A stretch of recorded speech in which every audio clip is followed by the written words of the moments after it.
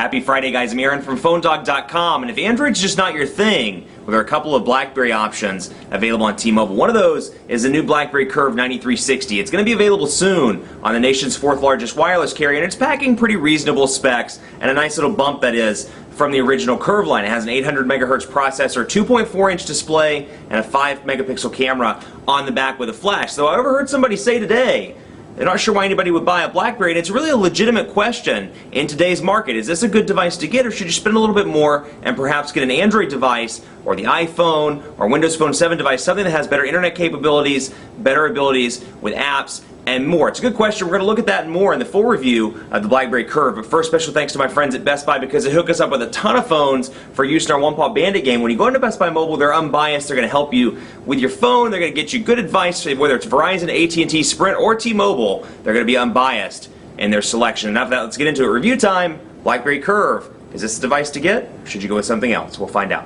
What is a smartphone? You find that question more and more in today's world when you see iOS and Android up here in the high end, with a bunch of features and app stores that are fully functional and great browsers and more. And then you look at something like this, which is the BlackBerry Curve 9360. It's going to come in at a pretty reasonable price on T-Mobile, and it's going to be available soon in black, and then I believe on October 10th or 12th, if I remember right, in a kind of a magenta color as well. I can't remember exactly how they worded it in the press release, but it's packing an 800 megahertz processor, and when you compare this to the Curve line, it's an upgrade. I mean, it is an upgrade from the original Curve line, the Curve 3G. It's thinner, it's lighter, it looks better, it has an 800 megahertz processor, a 5-megapixel camera on the back, a 2.4-inch HVGA Plus display, and it is running BlackBerry 7, so it's running the carrier's latest build of software, our latest OS, if you will. But then you look at this and you're like, what is a smartphone, and can this really compare, when this is labeled as a smartphone, can this compare to Android or iOS, some of those options on the market? Well, we're going to try and find that out in the full review, but here it is, the Curve 9360. And you can see how thin this device is, and you see on the left side it has a micro USB charging port.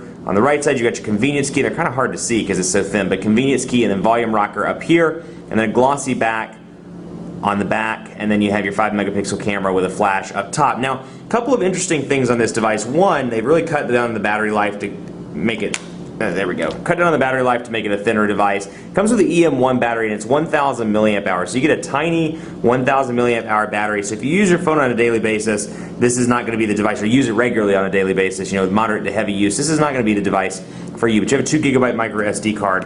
It comes installed in the back as well. So let me get this battery door back on. But you can see running BlackBerry 7, and then up top you have your 3.5 millimeter headphone. I thought this was kind of interesting. A 3.5 millimeter headphone jack right up here with the mute button. It's just a placement I thought was pretty interesting. But it's a thin, light device, and compare this to something like the Motorola Droid Bionic, which is much heavier, much larger. There's your size difference. So you can really see how this thing compares with other high-end devices on the market. That is, I shouldn't say other because it's not a high-end phone, but how it compares with some of the others on the market. But you can see, typically very fast in most of its tasks, and although I've been pretty used to the 9900 and the 9930, it does not have a touch screen, so I can't tell you how many times I've tried to go up here and do stuff, and I'm like, why isn't the screen working? That's because it doesn't have a touch screen, obviously. But it has that same BlackBerry 7 layout with your messages, with text messages, contacts, all the icons look the same. And then out of the box you get the typical T-Mobile stuff. So you get web to go, you get it's like a radio. Let's see what else you get. Podcasts and all your video stuff, and then the music store as well. And then down here you get T-Mobile Mall, T-Mobile's My Account, YouTube, then of course all the different BlackBerry stuff, instant messaging. You do get BlackBerry Messenger, obviously, applications including BlackBerry Protect, and then I didn't mean to go into frequent. See, I'm doing it again. I just tried to scroll over on the screen and it is not responding. And then RIM social feeds as well, which is kind of an aggregation software for Twitter, for Facebook, and for all of your other social networks. Now, speaking of those, Facebook and Twitter come pre-installed out of the box, and you get some nifty games as well. So a general BlackBerry setup here, and just to walk right through, let's just jump right in. I'll go to text messages here, and we'll take a look at this. We're going to compose a text message. Now, I'm a little spoiled by the 9900, the 9930, because even though, yeah, it's still BlackBerry, yeah, the App Store still isn't quite up to par, it was a better design. It's not as plasticky feeling, and it is more expensive, but it's better looking design. The keys are much easier to press. This has the chiclety keys that are kind of a trademark by now of the Curve line. You have the same 4 buttons up here, send, end, and then menu and back, all which are kind of locked together by one piece of plastic. Then you have the trackpad up there as well. We're going to go ahead and type a message just to see, and I keep doing that. You're going to see me at least 10 times in this video try to touch the display, so fair warning. But we'll go ahead and say the Quick Brown Fox. wants to go out and have a bunch of beers.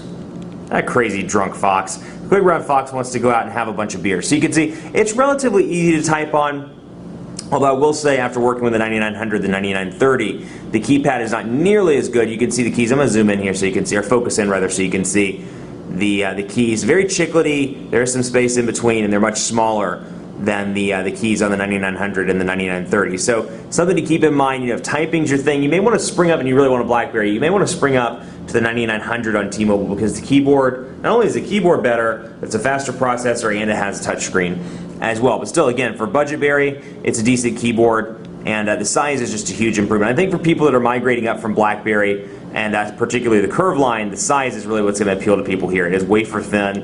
You can see it on the desk, see how thin it is, and that's really what it has going for it. So, physical keyboard, no on-screen keyboard options, obviously, since it's not a touchscreen. We'll go into media and take a look real quick, because I want to show you the camera. I'm going to do things kind of out of order here on these videos, part 1 and 2. We'll go into camera and take a look, and I'm going to bring over the LG marquee so we can take a picture of that. No autofocus on this sucker, but there's plenty of light in here. So it's going to be one of those things, if you're in a well-lit area and you're pretty close to the or pretty far away from the subject, it's going to be a pretty decent picture. You get granular, you try to get in and focus on the LG logo, for example. Here, it's going to be a little bit more blurry. You're trying to focus on text, things like that. It's not going to be the best picture. We'll go ahead and take that, and you can see it's a decent picture. It's nothing to be excited about. There are plenty of phones out there that perform better in the camera department, but that gives you an idea of what the picture looks like. They have a couple of options here. You can change the scene modes. You can make it a face detection scene, portrait, sports. You can kind of click on whichever one is most relevant to the picture at hand. And then you have flash, of course, and then the ability to turn on GPS as well. So again, 5 megapixel camera with a flash. So it's going to take pictures in low lit situations, but they're going to be these quick and easy pictures that you want to snap and send to your BlackBerry Messenger contacts or something like that. It's not going to be anything too particularly exciting. Now, BlackBerry App World comes pre-installed on this device. I'm going to go ahead and load it up so you can see, because BlackBerry App World, there is a newer version. It hasn't been pushed. Actually, there we go. We'll go ahead and update it.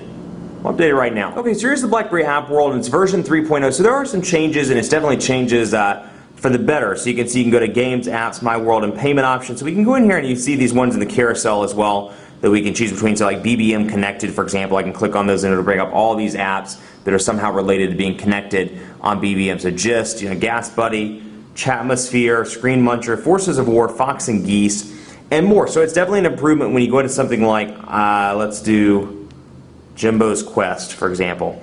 You can see it shows me the price. I can go over here to Summary, Screenshots, Reviews, and then I can scroll down and see the summary and see the how many stars it has, and I can share it via, there we go, I can share it via BBM, I can share it via messaging, or share it via email, product details, and more. So it's definitely an improvement, but you look at something like that versus the Android market or versus the App Store, and it just pales in comparison. And I think a lot of people are going to be like, well, I can get my Weather Channel widget, I can get my Fandango widget, but if you're looking for a really custom one, it's often hard to find on BlackBerry. So it's something to keep in mind. The App Store is still painfully, the App World rather, is still painfully underwhelming, although these little cosmetic improvements that they did are certainly nice. So you can see there, and then of course I can go to Apps over here, and I can take a look at these, and I can focus in, for example, on categories. I can see business, education, entertainment, finance, health and wellness, IM and social, and more. So I can come over here and be like maps and navigation, and scroll directly down and see a couple of different local search, maps and navigation. So it's organized well, but again, the app catalog just pales in comparison to the Android and iOS counterparts.